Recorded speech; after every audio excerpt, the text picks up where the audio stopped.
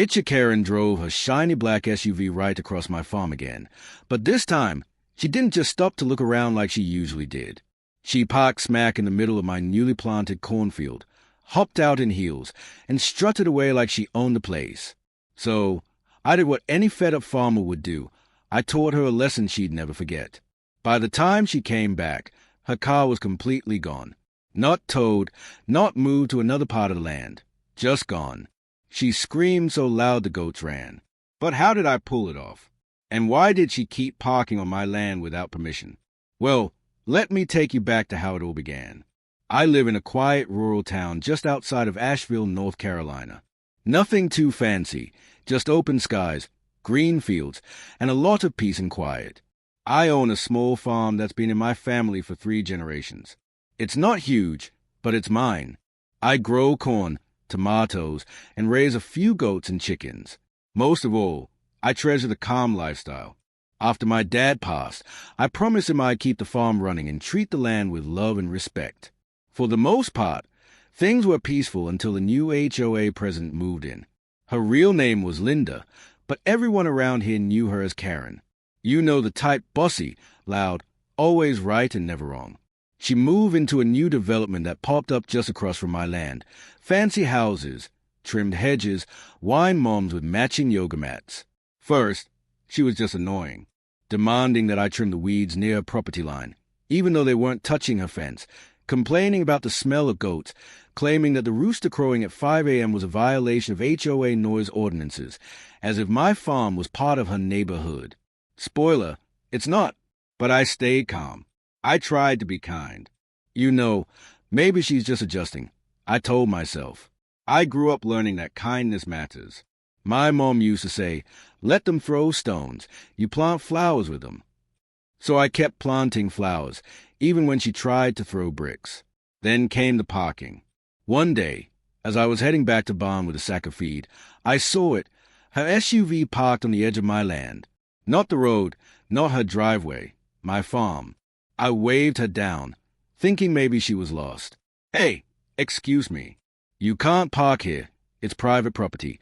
I called out, but she turned to me with the fakest smile I'd ever seen. Oh, this is just for a moment. I needed to check on something nearby.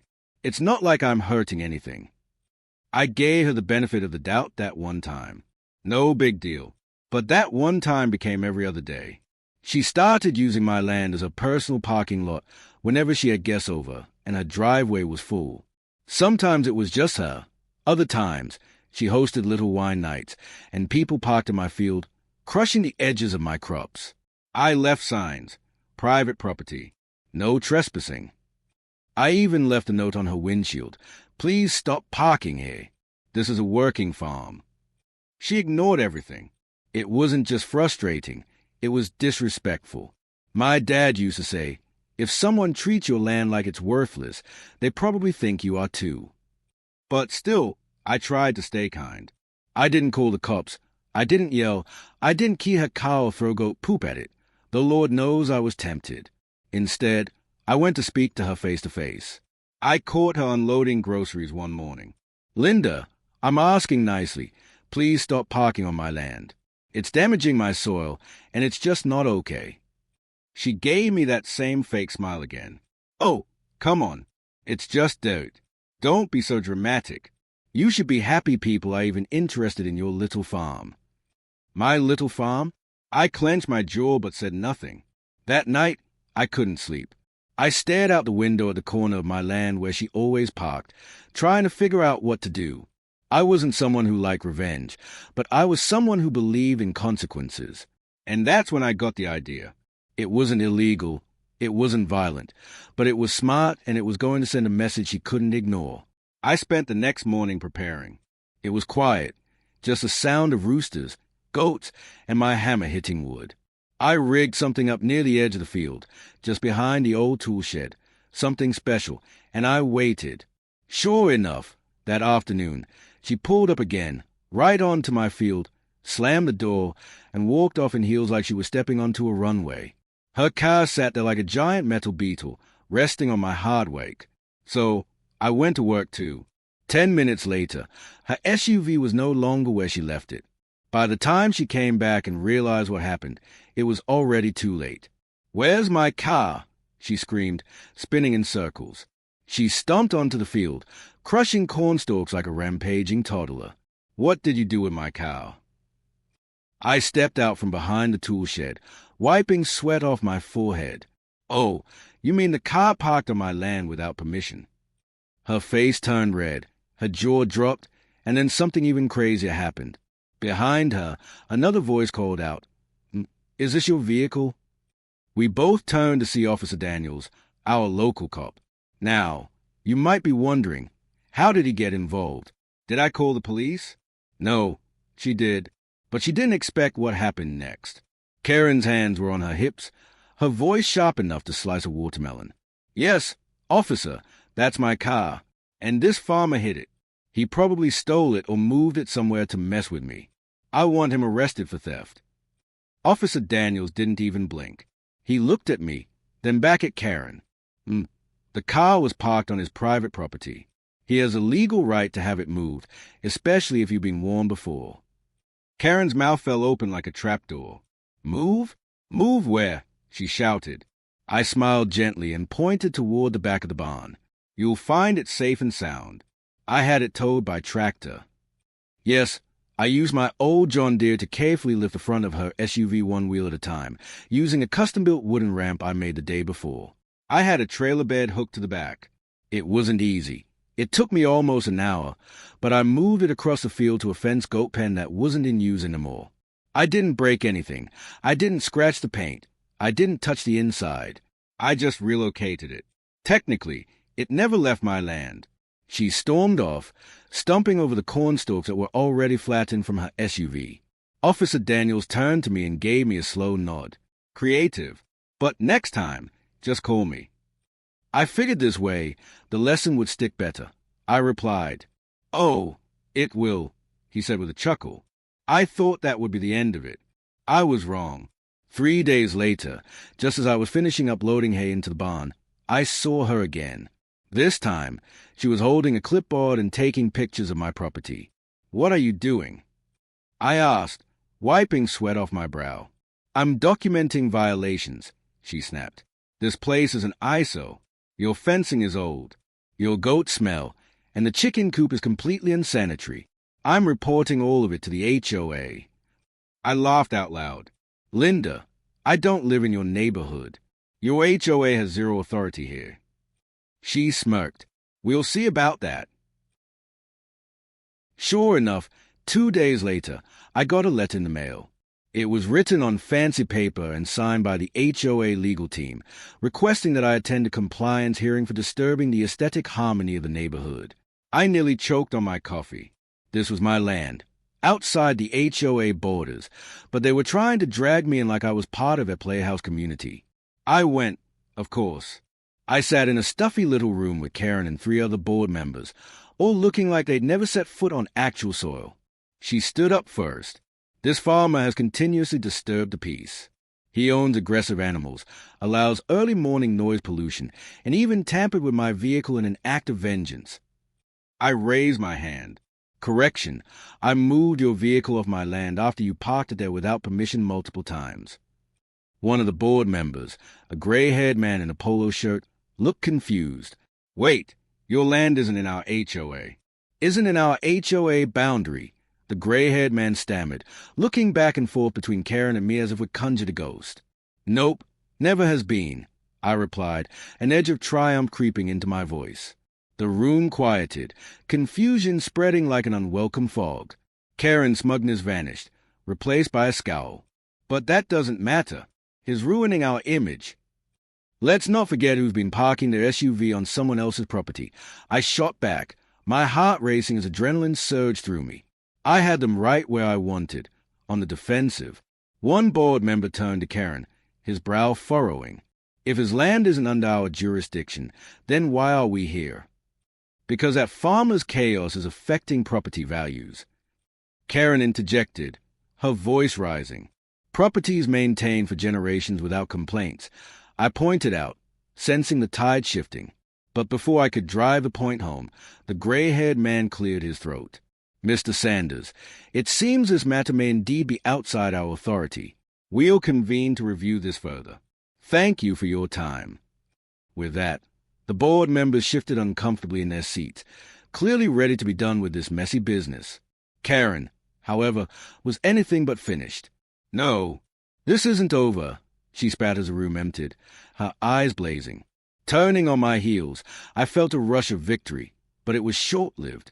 The next morning was when everything took a decidedly darker turn. I was jolted awake by a loud knock on my door. Confused and barely awake, I stumbled to the door, expecting to see a neighbor or visitor.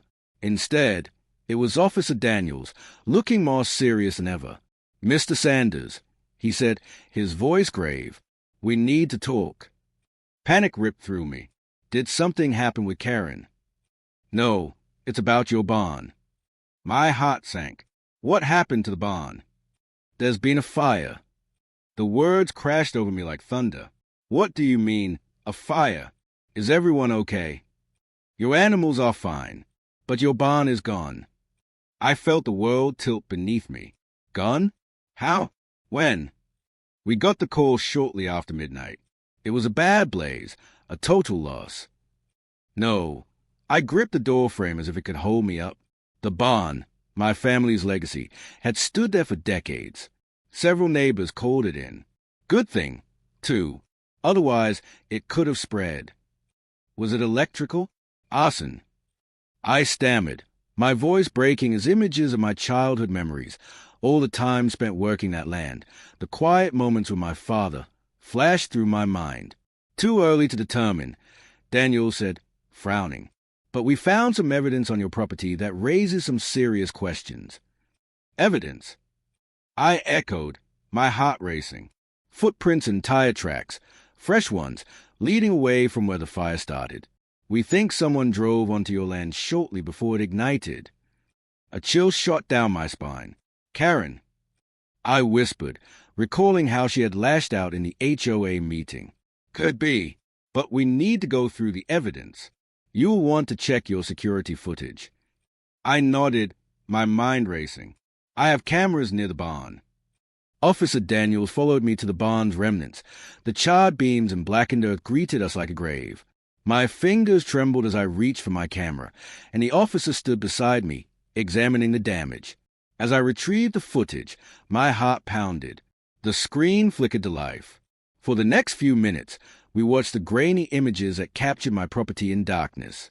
Just after 11:30 p.m., I murmured, fast-forwarding through time. Then there it was, a vehicle pulling up, headlights off to avoid detection.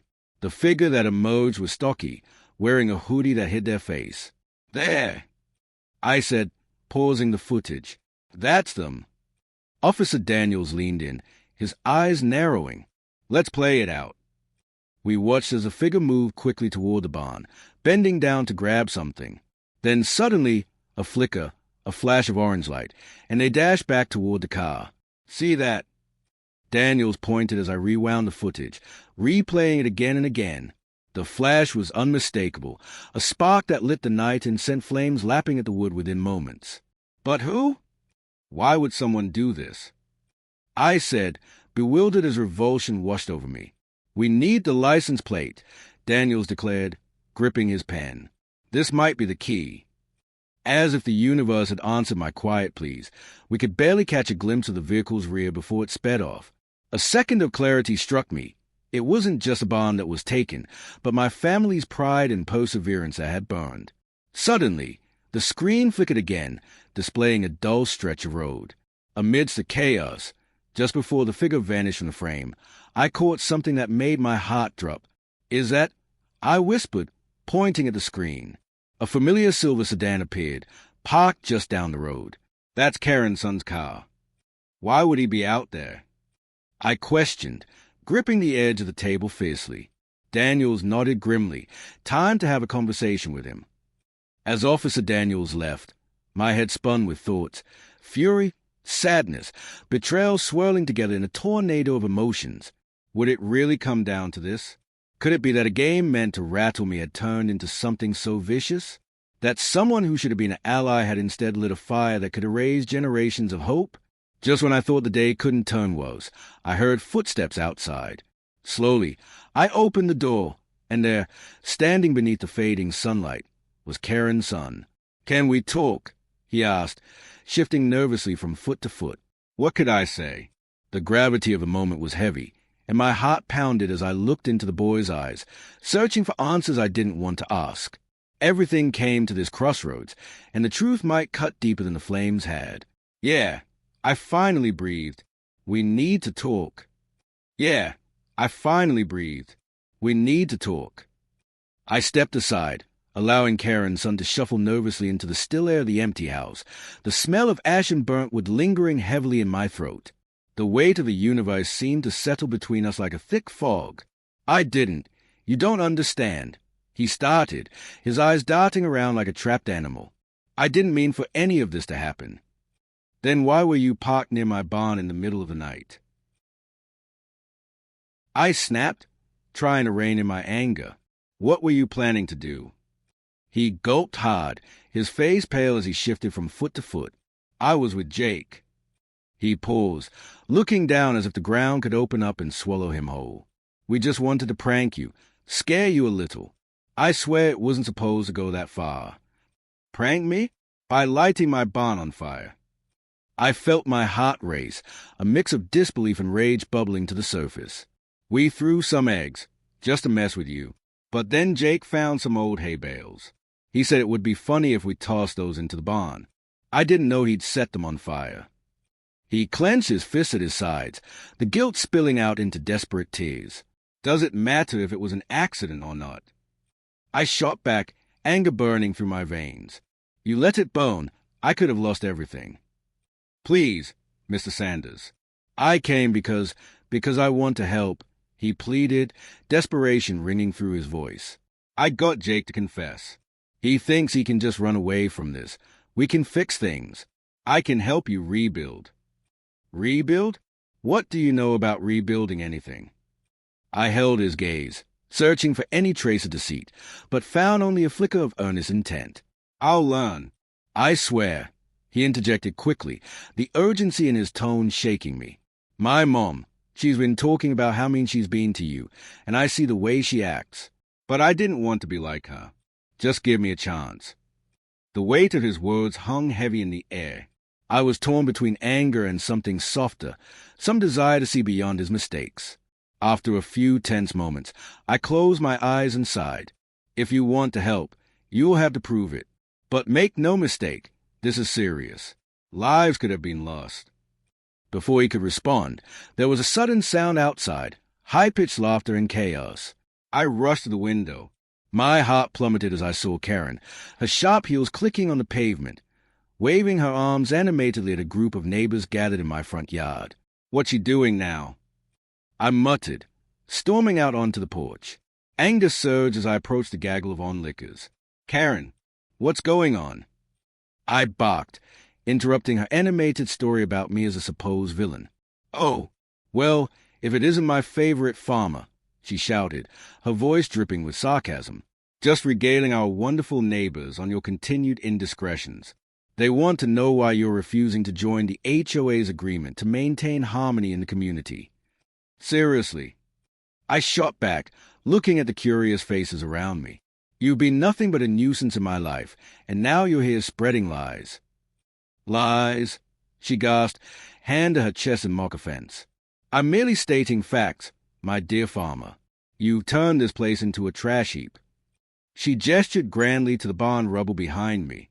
"And now you want to include me in your disaster.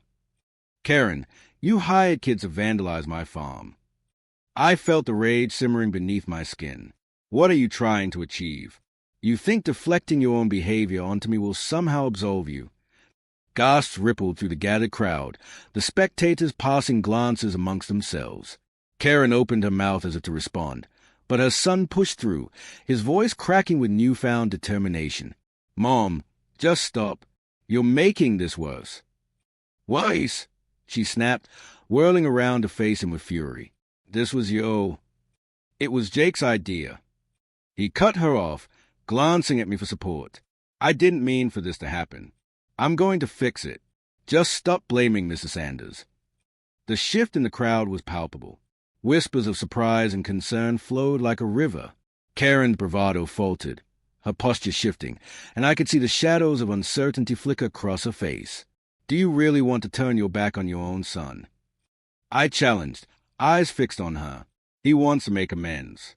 I could use some honest help rebuilding, but you won't put up with it, will you? The atmosphere crackled. The neighbors shifted, deliberating amongst themselves. They exchanged glances. I'd seen enough small-town dynamics over the years to know when the tide was shifting. If they started turning against Karen, things might change for her.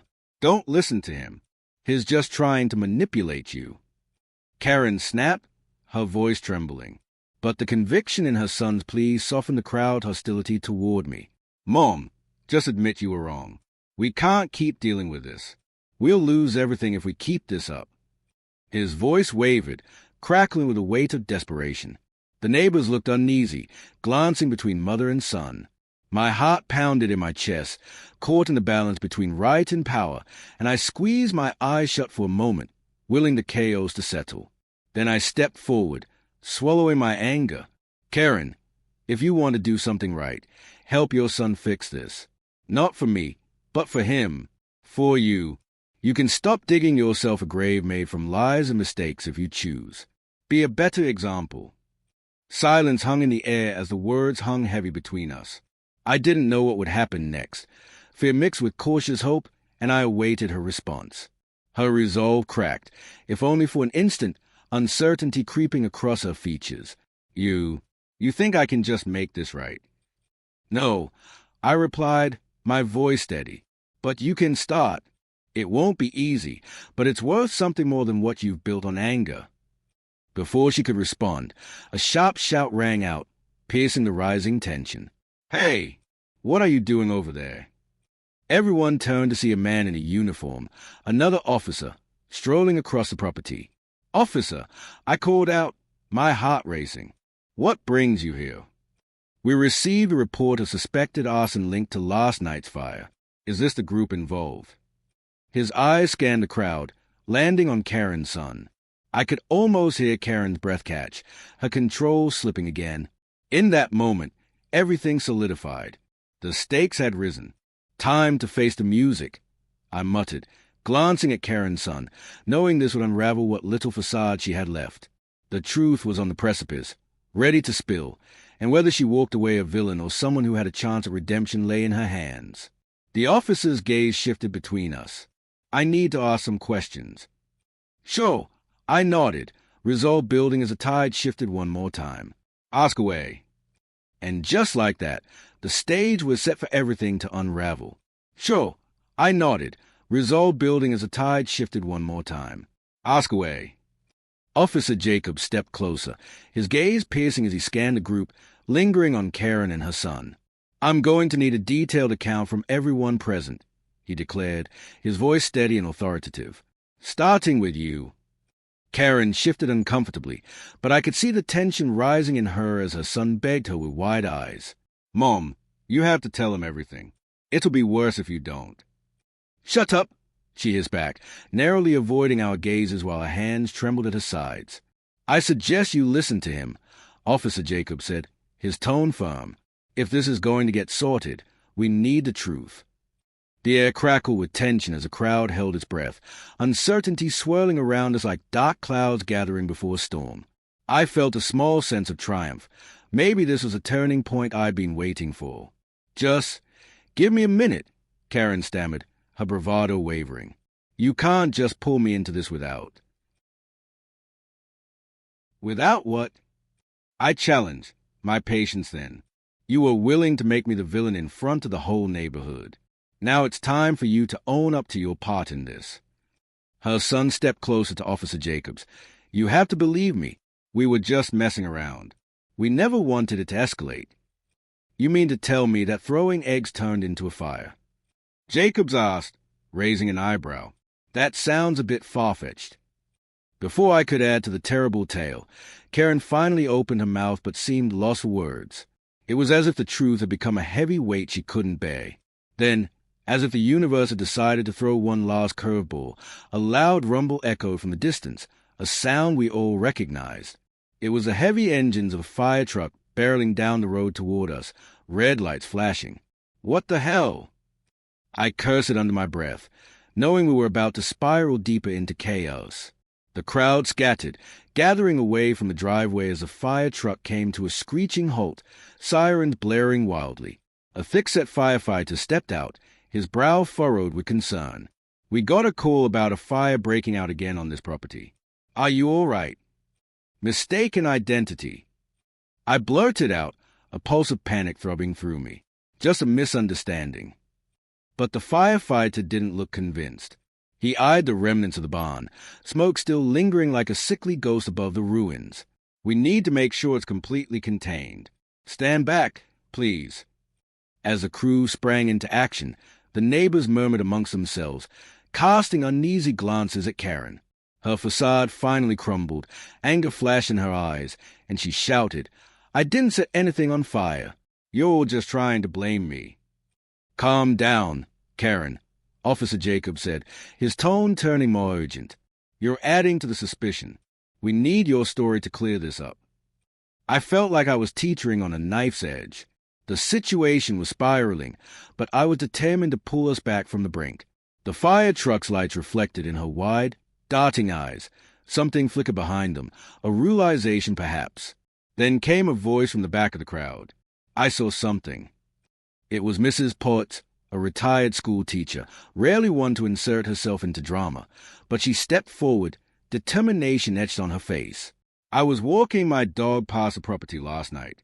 I saw a figure near the barn. It looked suspicious." "Do you know who it was?" Jacobs asked, his attention snapping to her. "No, but they were wearing a hoodie like plenty of kids do these days. I thought it was a prank at the time. But now," her voice trembled slightly as she took a breath, "now it seems more serious." Karen's face went pale, her carefully constructed denials hanging in the air like a silent accusation. I felt the tipping point draw nearer and could see the flickers of doubt spreading among the bystanders, a whisper of uncertainty igniting in their eyes. "She's just trying to protect herself," Karen spat, anger boiling over. "This is ridiculous. You can't believe her."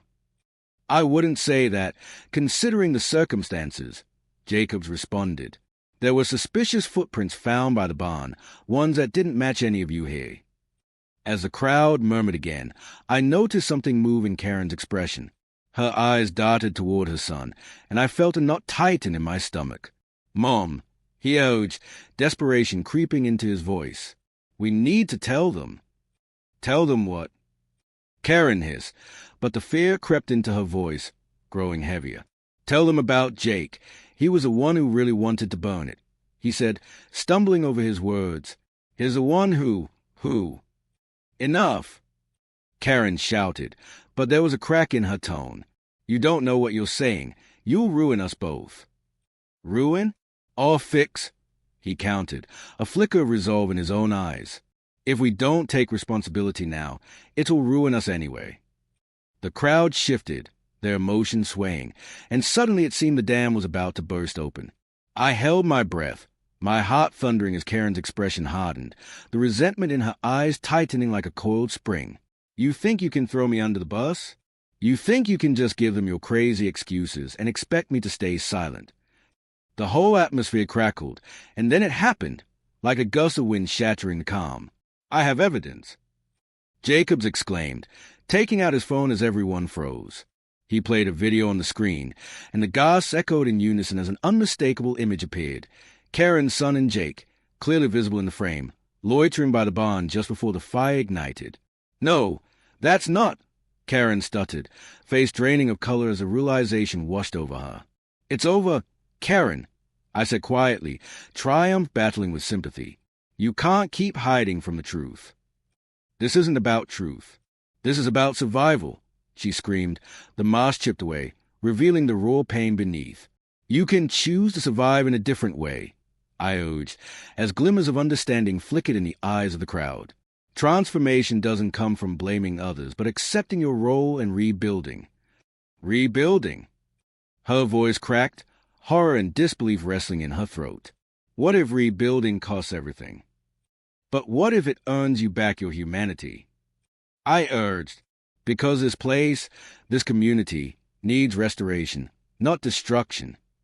In that moment, surrounded by a sea of watching faces, it was as if the truth hung like a tapestry ready to be unraveled, thread by thread. I felt the weight of the world shift, the small-town spirits awakening. She stood there, caught between the desire to flee and the need for change. Reality swirled, and the foundations of what had been would ultimately break free for something profound. Just then, another rumble echoed in the distance, not the fire truck, but something larger, echoing with the promise of change. The ground trembled softly. The onlookers gasped as a cloud of dust rose, revealing another vehicle. As it rolled closer, the glint of sunlight reflected off a shiny object precariously teetering in the back. A massive banner peeled away, revealing, "Welcome back to life. Together," it said, emblazoned for all to see. The realization swept through the crowd like wildfire, engulfing hearts and minds, awakening their collective empathy. "Whatever has burned can rise again," I whispered, watching as Karen's expression shifted from terror to a tentative glimmer of hope. People around her began to nod, the weight of her decisions lifting like morning fog. "I'll help you rebuild, if you let me," she murmured finally, the words rolling off her tongue as the sun shone brighter than ever, illuminating the dawning idea that perhaps amidst the flames of destruction, something more impactful could rise, filling the spaces with connection and resilience. And as the fire truck pulled away, I felt the stirring of possibility, profound, life-altering. A chance of redemption, impossible as it may seem, lay before us. This moment, this reckoning, shimmered with the weight of forever, waking the promise of community reborn. The last embers of conflict faded, renewed by hope as we all boarded the road to rebirth, together.